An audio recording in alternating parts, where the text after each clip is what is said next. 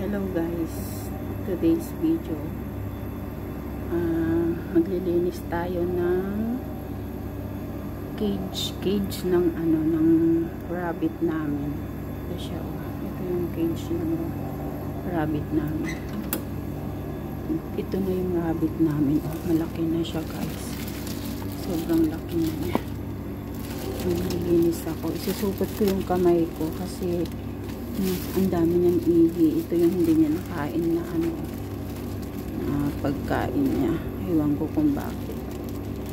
Ayaw niya yata. Yan. Nilalagyan ko siya ng supot kasi basang-basa ito ng ihi. Saka mga karton, gano'n.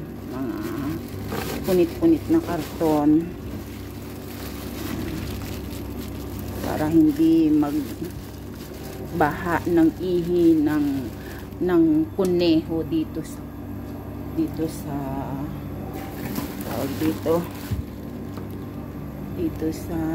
kusina namin. Dito lang siya sa kusina namin guys. Ayan siya, laki-laki na niya. Ilang taon na tong kuneho namin na ito, since corona. Nag-start ang corona noon nung binili ito. Walang magawa yung mga alaga ko. Gusto nilang magka-pet. Magkaroon ng pet.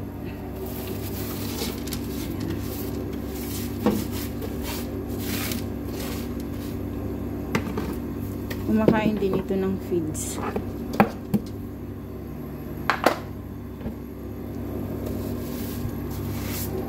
Hugasan natin para malinis siya.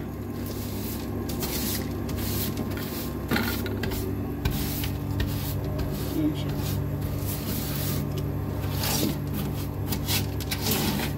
Ito pa ang isang trabaho ko dito guys, maglinis ng ng kuneho. Okay, just wait. I will do this first. Ayan na siya guys. Ayan. Nawalisan ko na. Ayan na siya. Laki-laki na niya guys. Grabe. Ayan laki-laki na niya. Siguro nasa 2 kilo na to. Ayan, maglalagay ako ng mga mga karton, dyaryo. Ayan. Para pag umihi siya tumae, dyan na siya tatae at iihi. Ayan.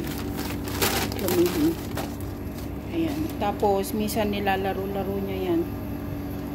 Nilalaro-laro niya yung na yan.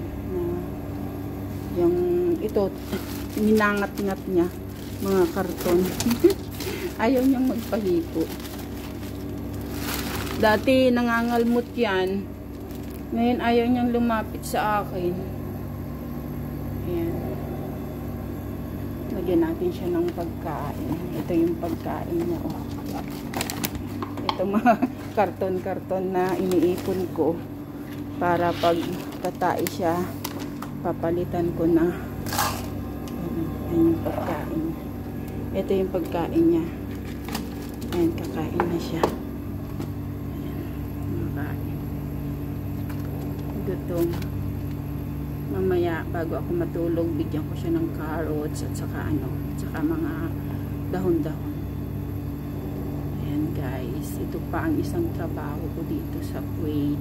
Nandito siya sa kusina. Dito siya sa kusina para hindi siya mainitan. Ayan, dito siya. Ayan, yan yung bahay din niya. Dito sa kusina namin. Kasama ko. Kasama ko rin dito. Ayan.